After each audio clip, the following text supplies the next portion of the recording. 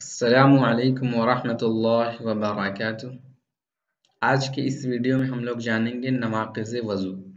نواقض وضو کہتے ہیں یعنی وہ عمل، وہ کام جس سے ہمارا وضو ٹوٹ جائے، وضو باقی نہ رہے۔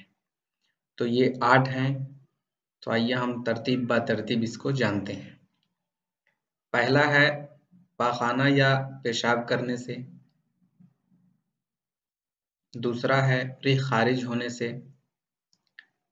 پاخانہ یا پیشاب کے راستے سے کوئی بھی نجاست نکلے تو اس سے وضو ٹوٹ جاتا ہے۔ ریح خارج ہونے یعنی گیس نکلنے سے، ہوا نکلنے سے وضو ٹوٹ جاتا ہے۔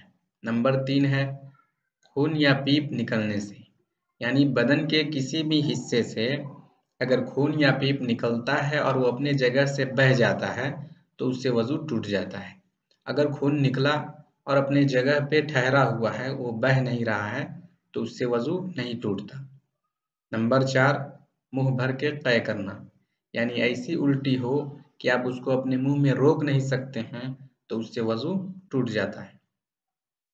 نمبر 5 ہے ٹیک لگا کر سونا یا چت لیٹ کر سونا، یعنی آپ بستر پہ سو گئے اور آپ کو نیند لگ گئی تو آپ کا وضو ٹوٹ جائے گا۔ آپ کسی چیز پہ سہارا لگا لیے اور اس چیز کو ہٹایا جائے تو آپ گر سکتے ہیں، ایسی نیند لگ گئی تو آپ کا وضو ٹوٹ جائے گا۔ ایسے آرام کرنے کے لیے اگر آپ بستر پہ تھوڑی دیر کے لیے لیٹ گئے اور نیند نہیں لگی تو اس میں آپ کا وضو نہیں ٹوٹے گا۔ نمبر 6 ہے پاگل ہونے سے، یعنی آپ کا دماغ کام کرنا بند کر دے کسی بھی وجہ سے تو آپ کا وضو ٹوٹ جائے گا۔ نمبر 7 ہے بے ہوش ہونے سے، کسی بیماری کے وجہ سے یا کوئی بھی عذر کے وجہ سے اگر آپ بے ہوش ہو جاتے ہیں تو اس سے آپ کا وضو ٹوٹ جائے گا۔ نمبر 8 ہے قہقہا لگا کر ہنسنے سے۔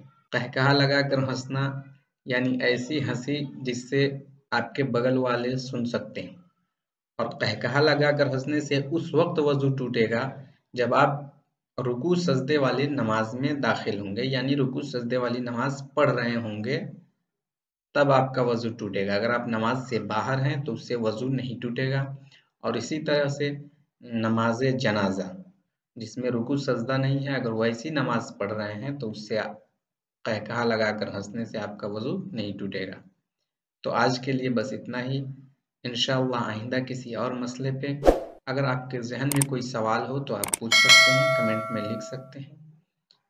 انشاءاللہ تمام سوالات کے جوابات دیے جائیں گے۔